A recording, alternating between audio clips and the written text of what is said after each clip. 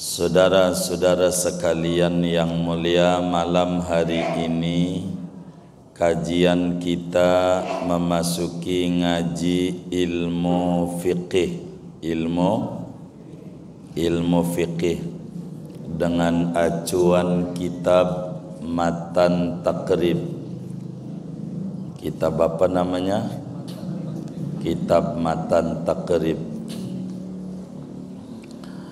karya ulama besar daripada Asbahan. Asbahan itu sekarang masuknya di Iran.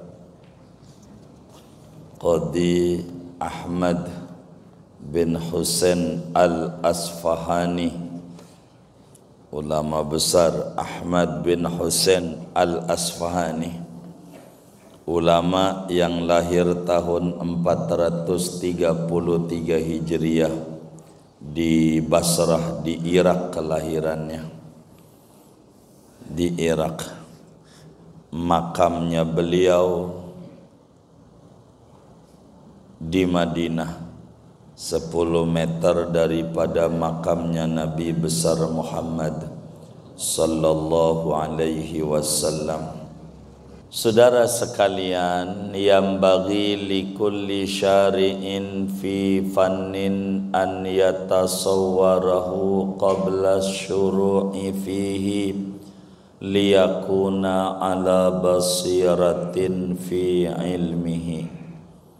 Seyogianya bagi tiap-tiap orang yang memasuki satu disiplin ilmu menggambarkan terlebih dahulu, diurai dulu tentang disiplin ilmu yang dipelajarinya, agar supaya dia lebih waspada, lebih mendalam, lebih menyerap, dirasa lebih bermakna di dalam kajian yang dia pelajari,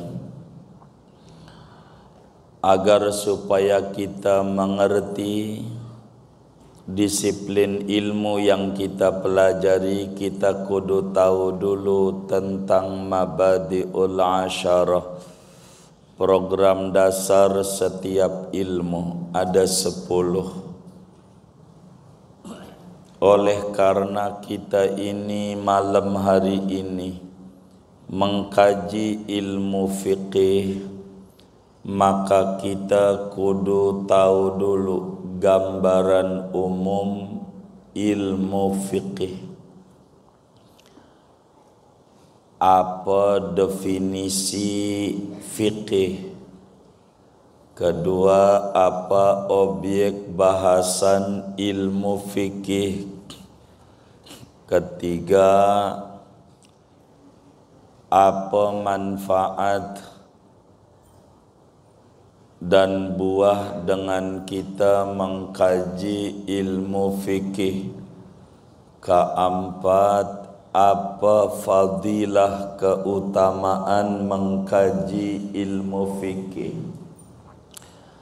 Kelima, apa nisbatnya ilmu fikih itu kemana? Lalu siapa yang menyusun pertama kalinya ilmu fikih itu? Lalu namanya apa-apa? Lalu pengambilannya dari mana ilmu fikih itu? Lalu hukum mempelajarinya apa dalam agama? Ke-10, materi-materinya apa-apa. Inilah gambaran tentang ilmu fikih, saudara. Perlu diketahui bahwa definisi fikih ada 2. Yang pertama menurut bahasa, yang kedua menurut terminologi agama. agama. Apa itu fiqih? Assalamualaikum warahmatullahi wabarakatuh. Bismillahirrahmanirrahim. Alhamdulillahi rabbil alamin. Wassalatu wassalamu ala sayyidina Muhammadin wa ala alihi wa sahbihi ajma'in. Allahumma inna nastahdika li arsyadi amrina wa zidna ilman yanfa'una. Qala al-imamul muallif rahimahullahu ta'ala wa nafa'ana bihi wa bi barakati ulumi wa ghafara lahu wa li masyaikhihi wa li masyaikhina amin. Bismillahirrahmanirrahim. Dengan nama Allah yang maha pengasih lagi maha penyayang, aku mulai mengarang kitab ini. Kata Tuan Musannif, Alhamdulillahi Rabbil Alamin. Adapun segala puji yaitu tertentu bagi Allah Rabbil Alamin, Tuhan semesta alam. Wa sallallahu wa sallama ala sayyidina Muhammadin khatamin nabiyyin wa ala alihi wa sahbihi ajma'in. Dan moga-moga memberi rahmat oleh Allah dan kesejahteraan atas junjungan kita Nabi Muhammad an-nabi. Di situ apa? An-nabi doang. An-nabi wa alihi wa sahbihi ajma'in. Baik. Bebek wa alihi at-tahirin. Terus baik. Ini beda redaksi. Wa sallallahu wa sallama ala sayyidina Muhammadinin nabi. Dan moga-moga memberikan kesejahteraan oleh Allah dan moga-moga memberikan rahmat oleh Allah. Wasallama, dan memberikan kesejahteraan oleh Allah ala sayyidina Muhammadin an-nabi, atas junjungan kita Nabi Muhammad an-nabi, yang menjadi nabi, wa alihi at-tahirin, dan atas keluarganya Nabi at-tahirina yang suci, wa sahabatihi ajma'in, dan kepada para sahabatnya kanjeng Nabi ajma'ina semuanya. Sa'alani amma ba'du. Qala al-qadhi Abu Suja'in wallahu a'lam bishawab. Segini dulu. Saudara-saudara sekalian yang mulia, malam hari ini kajian kita memasuki ngaji ilmu fiqih, ilmu fiqih dengan acuan kitab Matan Taqrib. Kitab apa namanya? Kitab Matan Taqrib, karya ulama besar daripada Asbahan. Asbahan itu sekarang masuknya di Iran. Qadhi Ahmad bin Husain al-Asfahani, ulama besar Ahmad bin Husain al-Asfahani, ulama yang lahir tahun 433 Hijriah di Basrah di Irak, kelahirannya di Irak. Makamnya beliau di Madinah, 10 meter daripada makamnya Nabi besar Muhammad sallallahu alaihi wasallam. Beliau jadi tukang sapu Masjid Nabawi. Sesudah menjabat sebagai gubernur, berhenti mainnya di masjid. nyapu masjid, ada yang ngenalin kalau beliau ini kiai gede, jangan panggil yai, marbot aja. Begitu tawaduknya beliau, begitu. Kalau kita mau marbot enggak dipanggil ustad, marah lagi. Ya Allah. Beliau meninggal tahun 593 Hijriah. Hampir 1000 tahun kitab ini di zaman ini. Hampir 1000. Makamnya di pintu keluar, kalau saudara ziarah ke Nabi, di pas pintu itulah makam beliau. Beliau punya umur dalam satu riwayat itu 100 tahun lebih, tapi giginya enggak ada yang copot barang itu, kulitnya enggak keriput, rambutnya enggak ubanan, rambutnya. Waktu ditanya kenapa giginya enggak ada yang copot, matanya aja lamur enggak.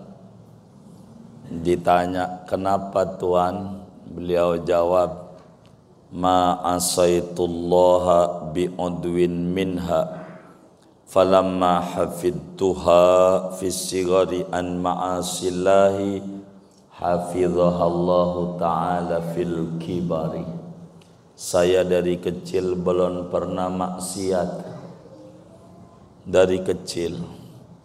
Jadi karena saya jaga anggota tubuh saya ini dari kecil, akhirnya Allah jaga juga. Enggak ada yang copot gigi, enggak ada. Kita mah belum tua-tua amat udah metik. Apa metik? Apaan?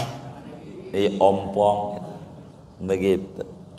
Karena maksiat mulu. Allahumma gfir lana. Saudara sekalian, yang bagi likulli syari'in fi fannin an yatasawwarahu qabla syuru'i fihi liyakuna ala basiratin fi ilmihi. Seyogianya bagi tiap-tiap orang yang memasuki satu disiplin ilmu, menggambarkan terlebih dahulu, diurai dulu tentang disiplin ilmu yang dipelajarinya, agar supaya dia lebih waspada, lebih mendalam, lebih menyerap, dirasa lebih bermakna di dalam kajian yang dia pelajari, agar supaya kita mengerti disiplin ilmu yang kita pelajari. Kita kudu tahu dulu tentang mabadi'ul asyarah, program dasar setiap ilmu. Ada 10. Oleh karena kita ini malam hari ini mengkaji ilmu fiqih, maka kita kudu tahu dulu gambaran umum ilmu fiqih. Apa definisi fiqih? Kedua, apa objek bahasan ilmu fikih? Ketiga, apa manfaat dan buah dengan kita mengkaji ilmu fikih? Keempat, apa fadilah keutamaan mengkaji ilmu fikih? Kelima, apa nisbatnya ilmu fikih itu kemana?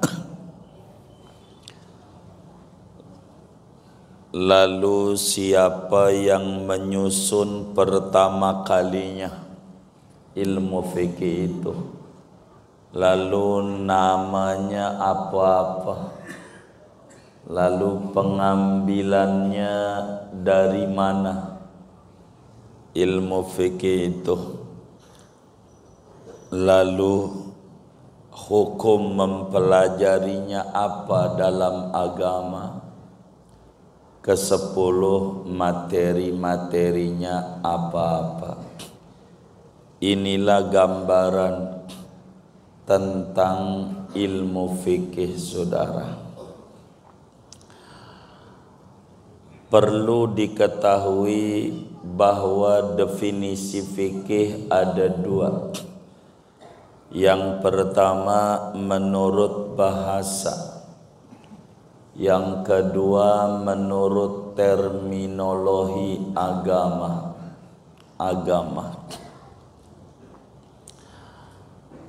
Apa itu fikih? Fikih itu menurut bahasa artinya paham. Paham. Jadi ilmu fikih berarti ilmu yang didapat daripada pemahaman tentang Quran dan hadis. Begitu peresannya fikih. Seperti dalam hadis Nabi, man yuridillahu bihi khairan yufaqihu fid din. Siapa orang yang Allah kehendaki kebaikan yang banyak, yufaqihu fiddin, maka Allah memberi fikih padanya tentang agama. Memberi fikih itu memberi pemahaman tentang agama. Dalam hadis yang lain Nabi sampaikan saat mendoakan Ibnu Abbas masih kecil. Kata Nabi, Allah mafaqihu fiddin. Ya Allah, berikan fikih pada anak ini tentang agama. Maksudnya berikan paham anak ini tentang agama. Fikih artinya pemahaman. Menurut bahasa. Menurut bahasa.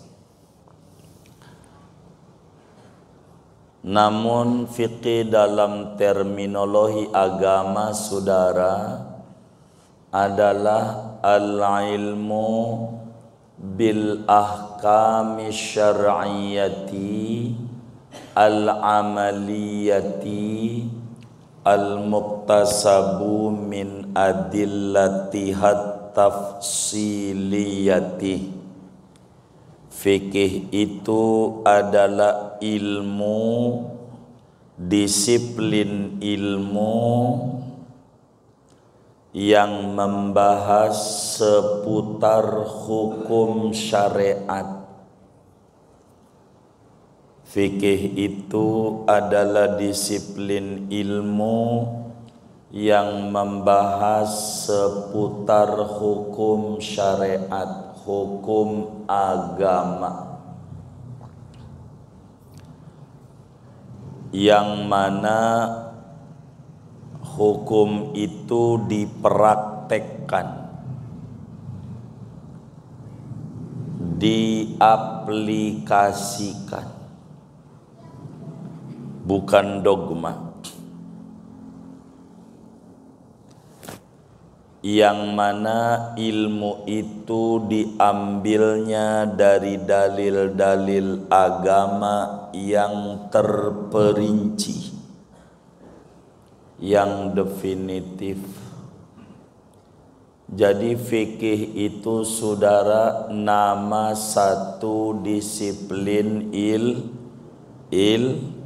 ilmu yang isinya tentang hukum agama. Bahasa kitanya fakultas hukum.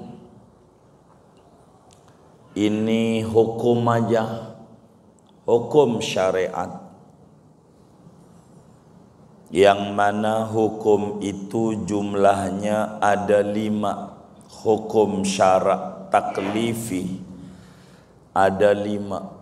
Jadi kalau ditanya hukum, jawabannya jangan keluar dari 5 hukum. Wajib, haram, sunnah, makruh, mubah. Ini hukum dan ini bakal dibahas dalam kitab kita. Dari seluruh ilmu hukum, mau hukum ibadah, mau ekonomi Islam, mau perdata Islam, mau hukum waris Islam, hukum perkawinan dalam Islam, hukum pidana Islam, hukum tata negara Islam.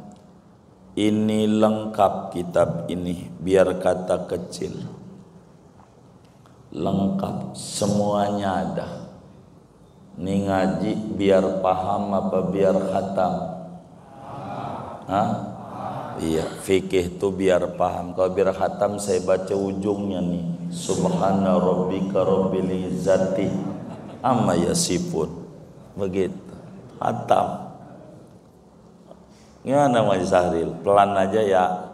Yang penting ngerti ya. Gitu ya. Disiplin ilmu yang seputar hukum. Hukum ada berapa? 5. Hukum ada 5. Apa-apa? Wajib, haram, sunnah, makruh, mubah. 5 doang hukum. Kalau ada orang jawaban keluar dari 5, ini namanya tidak ngaji takrib. Saudara, muludan tuh hukumnya apa? Muludan. Ini udah ngadain muludan belum ini? Hah? Oh, udah. Udah tuh kudu tahu hukumnya. Hukumnya apa itu?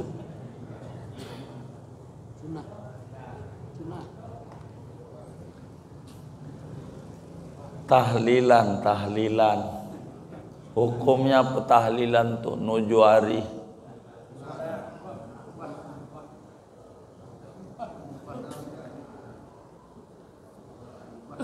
Segini aja nggak kompak, gimana menang nih gubernur nih?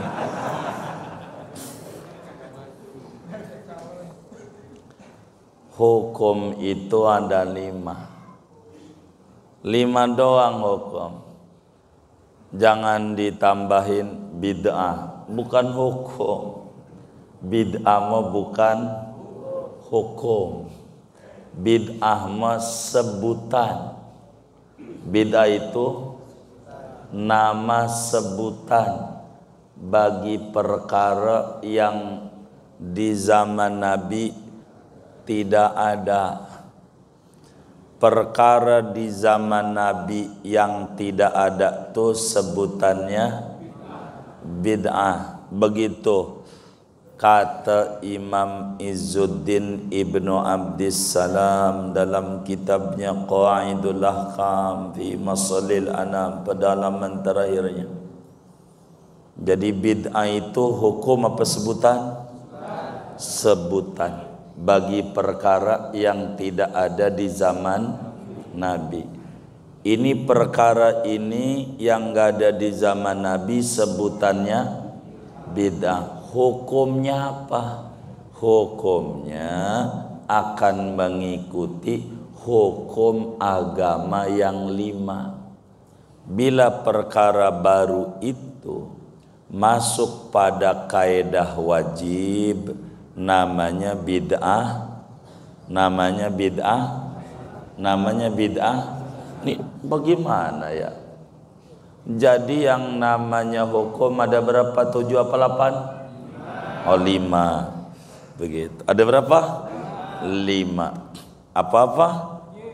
Wajib, haram, sunnah, makruh, mubah. Kalau bid'ah apa? Sebutan apa? Perkara yang tidak ada di zaman Nabi. Perkara yang enggak ada di zaman Nabi ini ada hukumnya. Ada hukumnya. Hukumnya apa? Mengikuti hukum agama yang ada lima. Bila perkara itu masuk pada rumusan wajib, namanya bid'ah. Namanya bid'ah. Hah? Namanya Di bagaimana ya? Nambah Nabi ada 6 hukum. Hukum ada berapa? Tuh 5. Yang enggak ada di zaman Nabi sebutannya apa? Bid'ah. Perhatiin. Barang yang enggak ada di zaman Nabi itu ada hukumnya. Ada hukumnya. Hukumnya apa? Mengikuti masuk pada kaidah mana dari hukum yang ada. Bila masuk pada kaidah wajib, namanya bid'ah wajib. Kalau masuk pada yang haram, bid'ah haram. Bid'ah sebutannya, hukumnya haram. Kalau masuk kaidah sunnah, namanya bid'ah sunnah. Bid'ah sebutannya, hukumnya sunnah. Kalau masuk pada kaidah makruh, namanya bid'ah makruh. Bid'ah sebutannya, hukumnya makruh. Kalau masuk pada kaidah mubah, namanya bid'ah. Bid'ah sebutannya, hukumnya. Jadi hukum ada berapa? 7 apa 8? 5. Bahaya. Jangan, ini hukumnya bid'ah. Ini belum ngaji taket. Bid'ah mau bukan hukum, tapi sebutan. Nama. Begitu. Tar ngobrolnya. Berhentiin dulu. Sabar. Boleh ditanya nanti. Boleh ditanya. Jadi bid'ah apa? Sebutan bagi perkara yang tidak ada di zaman Nabi. Contoh, di zaman Nabi Quran itu tidak ada titiknya, enggak ada barisnya. Titik ba titik 1 enggak ada, eta titik 2 di atas enggak ada, baris apalagi enggak ada. Ampe Nabi meninggal dunia, Qur'annya enggak ada titik, enggak ada baris, harokat, syakal, baris, begitu. Ampe Sayyidina Abu Bakar jadi khalifah kurang lebih 3 tahun, ora ada. Ampe Sayyidina Umar jadi khalifah 10 tahun 6 bulan enggak ada. Sampai Sayyidina Utsman jadi khalifah pun kagak ada. Sayyidina Ali jadi khalifah kagak ada. Baru muncul titik dulu di zaman tabi'in, Yahya bin Ya'mur. Enggak ada di zaman Nabi. Timbul pertanyaan, saya mau singkat dulu. Tuh barisan Quran tuh ada enggak di zaman Nabi? Enggak ada. Maka barisan Quran tuh bid'ah enggak? Yang benar nih, bid'ah enggak? Kenapa? Enggak ada di zaman Nabi. Begitu. Enggak ada di zaman Nabi. Mau enggak Qur'annya dibalikin biar enggak bid'ah kayak zaman Nabi, enggak ada barisannya? Mau enggak? Mau enggak? Mau enggak? Kenapa enggak mau? Ya Allah, boro Arab gundul, Arab gondrong kagak bisa baca. Bener enggak? Masih susah. Ya, begitu. Gimana Arab gondol, begitu. Tuh zaman Nabi enggak ada. Pertama kali muncul titik dulu. Lama di zaman Hajjaj bin Yusuf baru ada baris. baru. Apalagi iklam hijau, idhar kuning, ini lebih baru lagi nih, lebih baru lagi biar tahu. Adanya di Indonesia doang tuh, adanya baru tuh baru, gitu. Nah, begitu. Ini bagaimana nih maksudnya bid'ah wajib nolongin orang biar bisa baca Quran. Kalau kagak bisa baca Quran kita, kagak ada titiknya. Baitun apa yayayun apa tatatun, ya nggak ada titiknya. Kok bisa orang Arab kayak bahasa Sangsekerta, ular doang tuh di Jogja. Apa ini? Untung ada bawahnya, Malioboro, bisa baca kita. Kalau nggak ada bawahnya kita kagak ngerti. Gitu, bener nggak? Iya, kalau dia sih ngerti bahasanya, kayak huruf kanji Cina, coret-coret apa itu? Untung ada di bawahnya, gongsi pacai, bisa baca kita terjemahnya. Begitulah orang Arab, nggak ada baris, nggak ada titiknya, paham. Begitu.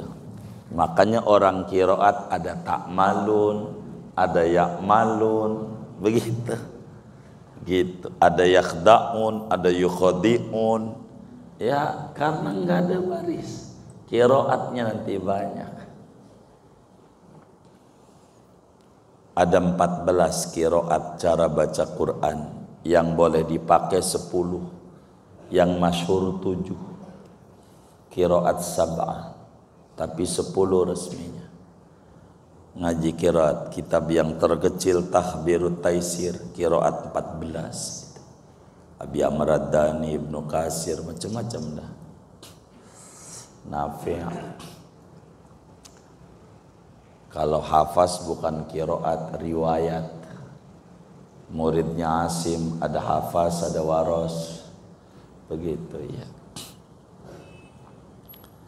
Tuh udah tahu tuh, bid'ah tuh sebutan kayak sekolah tuh, kampus. Ada nggak zaman Nabi? Bid'ah, neraka muanya. Iya, kagak begitu agama tuh, kagak. Nggak main salahin, nggak pikirin dulu, nggak ada. Nabi hajinya jalan kaki, kita kudu jalan kaki, copot. Enggak begitu. Begitu. Kapal bid'ah ini zaman Nabi enggak ada. Begitu. Handphone enggak ada. Speaker kagak ada. Speaker, maka ada orang aspek anti speaker. Karena speaker kagak ada zaman Nabi, tapi handphone punya. Bener gak?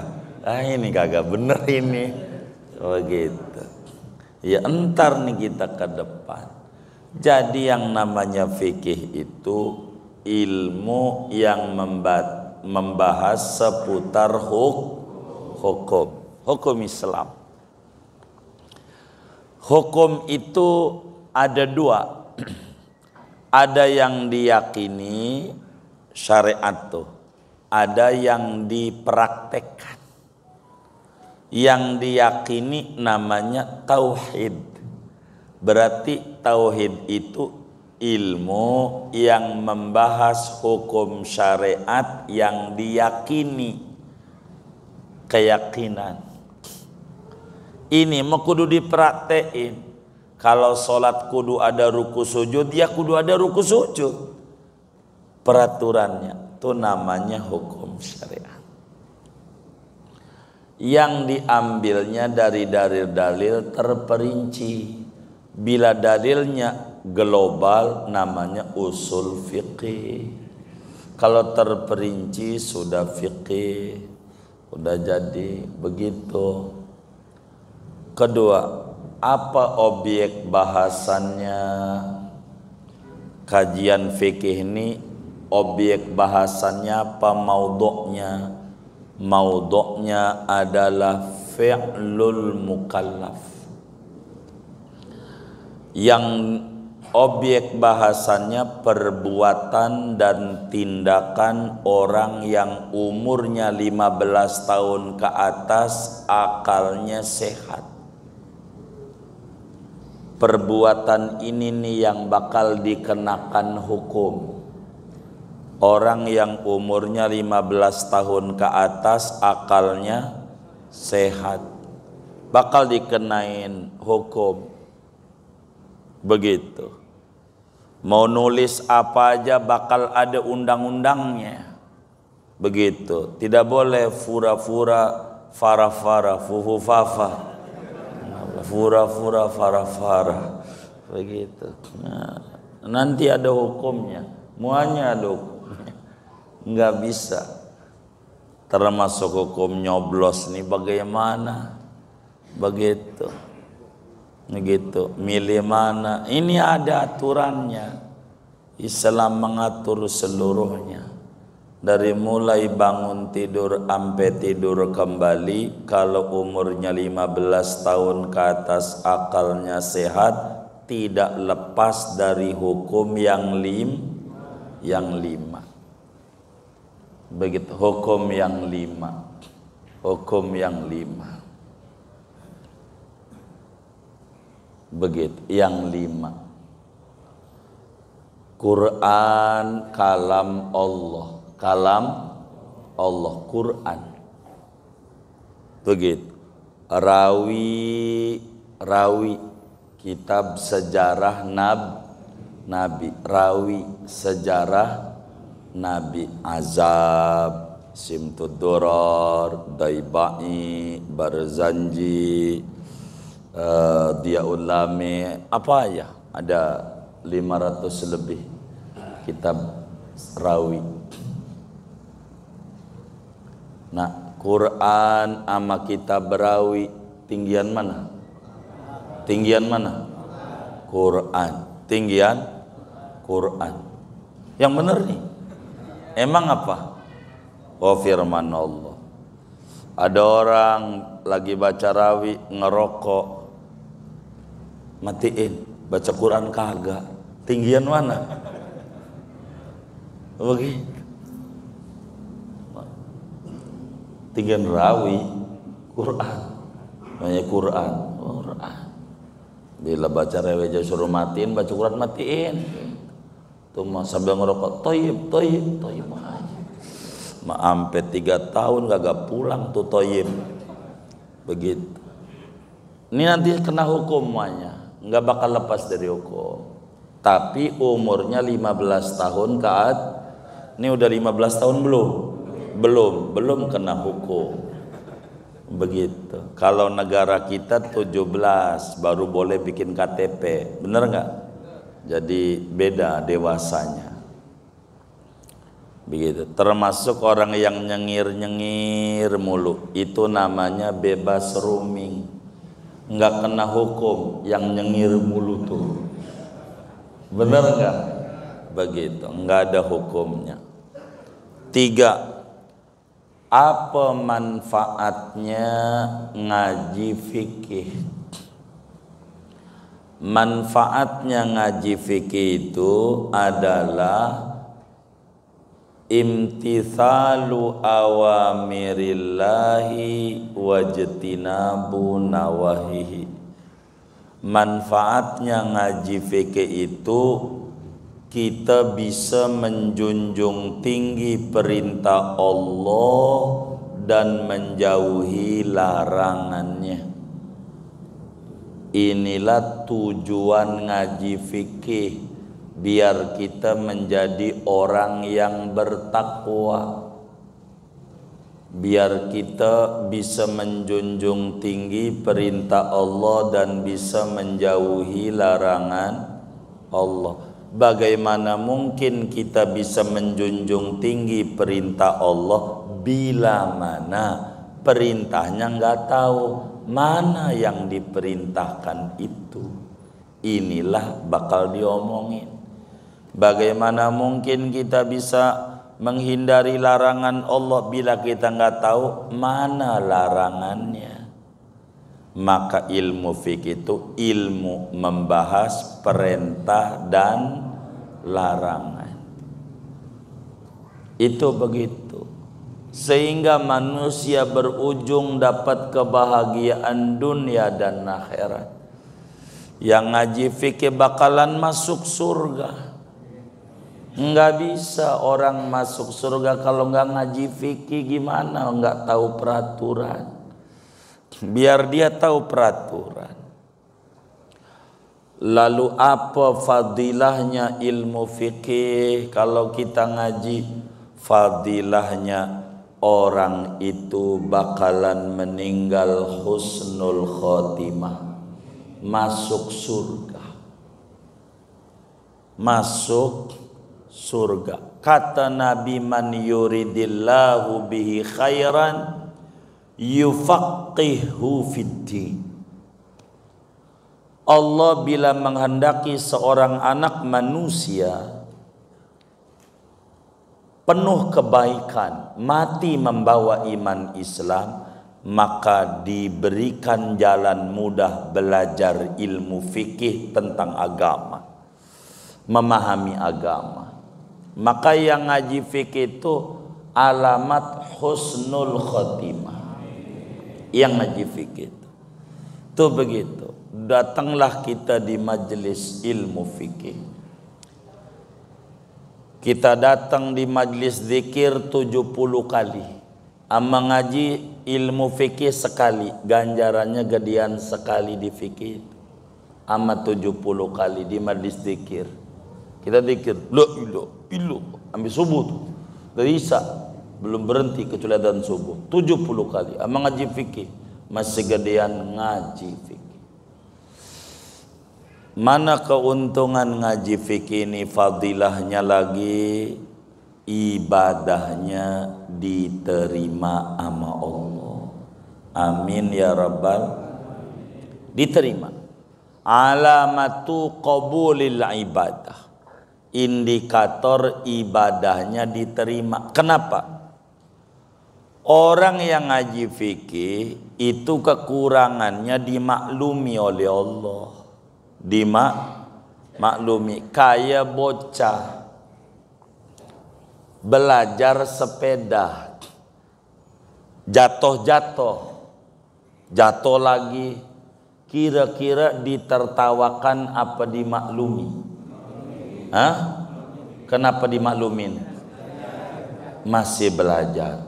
Begitu juga kita sholat ada yang kurang. Kata malaikat, ya Rob nih sholatnya meleng, kasih ganjaran apa kagak? Begitu. Kata Allah, kasih aja. Meleng. Udah belum? Oh belum. Kata malaikat, meleng sholatnya. Kata Allah, maklumin aja. Masih ngaji fikih dia. Masih ngaji. Tuh, masih belajar. Tapi ngajinya nyender. Kata malaikat, biar nyender ngaji. Gitu. Ngajinya ngantuk, biar ngantuk. Masih ngaji. Maklumin aja. Masih. Maka kenapa Nabi nyuruh kita utlubul ilma minal mahdi ilal lahdi. Ngaji dari kecil sampai tua. Begitu. Bahasa hadis sih sampai kuburan. Kalau di kuburan enggak usah ngaji ente, di ngajiin aja. Begitu. Begitu.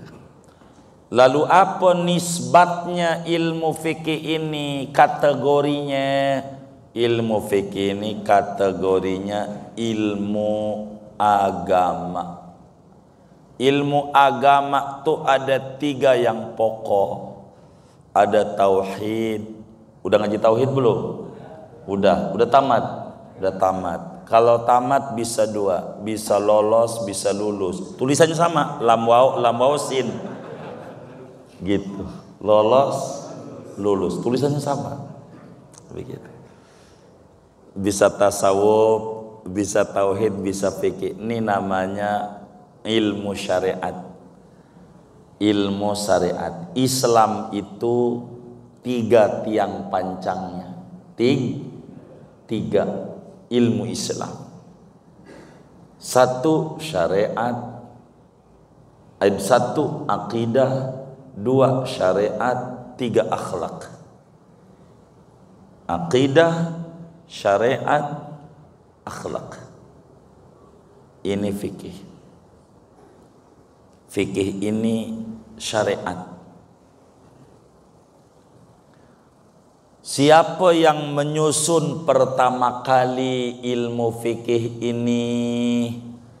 Yang menyusun pertama kali Imam Abu Hanifah.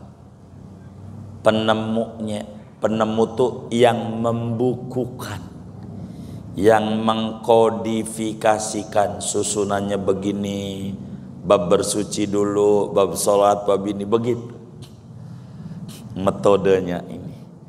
Iya, Imam Abu Hanifah. Kata Imam Syafi'i, an-nasu iyalun li Abi Hanifata fil fiqhi.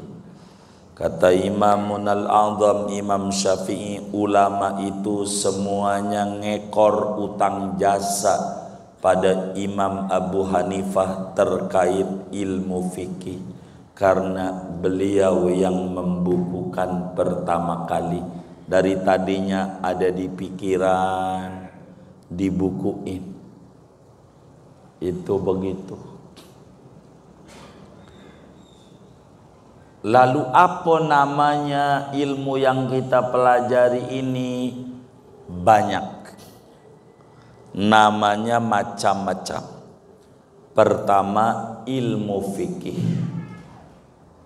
Kedua, namanya ilmu syariat. Ilmu syariat. Ketiga, ilmu halal haram. Karena di sini bakal dibedah halal apa haram, begitu. Gitu. Namanya apalagi furu'uddin, ilmu cabang agama. Namanya. Apalagi namanya ulama ini, fiqhul asghar, fikih kecil. Ada tuh ulama macam. Kalau fikih besar berarti akidah. Abu Hanifah itu namanya. Lalu pengambilannya dari mana? Biar cepat. Pengambilannya 4. Pertama Quran, kedua hadis, ketiga ijma', keempat qiyas. Quran yang membahas hukum kurang lebih 500 ayat dari 6.666 ayat. Urusan fikih di 500 saja. 500 ayat. Begitu Imam Suyuti jelaskan dalam Al-Itqan fi Ulumil Quran. 500. Hadis dari hadis Nabi. Hadis untuk rujukan hukum, pertama Bukhari, kedua Muslim, ketiga Abu Dawud, keempat Tirmidzi, kelima Nasai, keenam Ibnu Majah, ketujuh Sunan Ad-Darimi, kedelapan Muwatta Imam Malik, kesembilan Sahih Ibnu Hibban, kesepuluh Sahih Ibnu Huzaimah, ke-11 adalah Mustadrak Imam Hakim, ke-12 Sunan Baihaqi, ke-12 Sunan Daraqutni, ke-13 Mu'jam At-Tabarani, ke-14 Musnad Imam Ahmad bin Hanbal. Minimal 14 kitab hadis. Ngaji kudu tamat tuh, baru dia bisa memproduk hukum. Bukhari ada 10.000 hadisnya. Jangan Bulughul Maram doang, karena dikit-dikit bid'ah mulu. Semuanya harus ngaji biar jangan nyalain orang mulu, biar kita luas, begitu. Kalau nggak ketemu ijma, konsensus ulama. Keempatnya qiyas, kayak maulid gitu. Ada ulama pendekatannya qiyas. Nabi dalam hadis yang sahih merayakan hari lahirnya dengan puasa Senin. Puasa ini kalau mau dirumusin ibadah, maka ibadah apa aja, baca Quran ke nyontok tuh ibadah, sama baca Quran, baca sejarah Nabi, ada yang dari situ. Namanya ngambilnya qiyas. Macam-macam ulama, macam-macam begitu. Qiyas itu menyamakan perkara yang tidak ada teks dalilnya dengan perkara yang ada teks dalilnya, karena ada kesamaan makna, namanya qiyas. Biar gampang, di SPBU ada tulisan dilarang merokok. Tuh dilarang merokok tuh dalam bahasa fikih namanya nas, teks hukum. Ada teksnya tertulis dilarang, berarti merokok tidak boleh. Tapi bakar ban mau nggak ada tulisannya. Ada tulisannya nggak? Gitu. Kalau nabun berarti di SPBU hukumnya boleh nggak? Boleh nggak? Boleh nggak? Nggak ada tulisannya. Boleh nggak? Kenapa nggak boleh? Merokok aja api yang kecil enggak boleh, apalagi nabun. Hukum tuh enggak perlu ditulis semuanya. Hukum tuh begitu. Hukum tuh. Jadi hukum itu baku. Kalau di Indonesia enggak. Undang-undang tuh enggak baku. Ntar 5 tahun lagi bikin undang-undang pemilu. 5 tahun itu sih bukan undang-undang, peraturan. Kalau hukum mau pondasi, nggak boleh diutak-atik. Undang-undang 45-nya udah rubah. Begitu dengan reformasi, berarti baru dandan lagi. Belum rapi, belum. Begitu. Hukum Islam udah rapi dari tahun dal. Itu begitu. Qiyas namanya, kata Quran. Wala taqul lahuma uf. Ama orang tua jangan ngomong dosa. Napas gede disuruh tong pasar kembang, ada aja di hatinya dosa duraka, tapi nonjok mau nggak ada. Berarti hukum nonjok boleh nggak? Kenapa? Lagi aja nggak boleh, apalagi tuh namanya nanti bakal dibedah. Hukum itu ada payungnya, ke atasnya ada. Jadi nggak bakalan lepas segala sesuatu tuh dari hukum. Begitu. Muslim kurang mau pada bagian ini.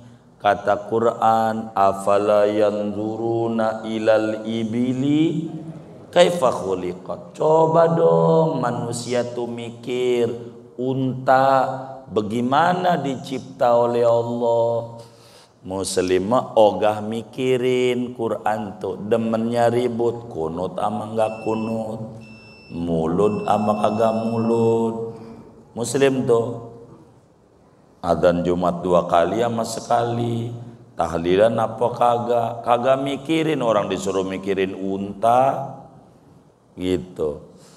Unta itu apa? Binatang hebat. Sekali minum 3 hari enggak minum, kuat. Itu unta. Di bawah unta kuda itu kuat. Begitu. Sekali minum dibikin terminal minum, namanya pos pengomben. Namanya apa ngombe tuh? Pos peminuman sado kuda. Bener nggak? Tuh begitu. Ini unta tuh sekali minum 3 hari enggak minum. Pikirin, Muslim kagak mau mikirin, demennya ribut, yang mikirin Jepang bikin kijang. Begitu, kasih minum di SPBU full 3 hari enggak minum. Dia yang mikir, yang ribut kita. Ini namanya alat transportasi padang pasir. Pikirin. Begitu, Korea bikin kuda. Begitu, bener nggak? Begitu, macam-macam. Itu begitu. Suruh mikir, Muslim nggak mau mikirin, maunya ribut aja. Sekarang ributin nasab, putus apa kagak.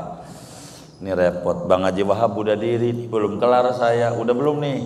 Udah, ya udah. Ya masih panjang nih. Baru berapa tuh? 8 kurang 2, nanti aja. Yang 2 nanti ingetin saya. Bismillah belum kita bahas. Pelan-pelan. Kan nyanyinya pelan-pelan, bener nggak? Segini aja ngaji kita. Baik. Besok lanjutin 2 lagi. Kita baca Fatihah. Ini ada wakaf dari hamba Allah Kaspen 64 1.130.000 rupiah. Pahalanya untuk almarhum Haji Musa bin Daming, Haja Asina binti Saimun, Tayyib bin Carmat, Muhimah binti Soimun, Sania binti Haji Musa, Jamila binti Azan, Siti Rahma binti Tayyib. Ini dari Majlis Ratib Jalan Nuh Raya 350.000 rupiah. Kita baca Fatihah. Mudah-mudahan wakafnya para hamba Allah ini semuanya diterima oleh Allah, diganti berlipat-lipat ganda, diberikan rezeki yang luas, yang halal, yang barakah. Allah qabul hajat dunia, hajat akhiratnya, dan mudah-mudahan Allah Subhanahu wa taala sampaikan ganjaran pahalanya kepada almarhum almarhumah semua yang beliau niatkan kubur mereka menjadi raudhah min riyadil jannah. Amin. Al-Fatihah.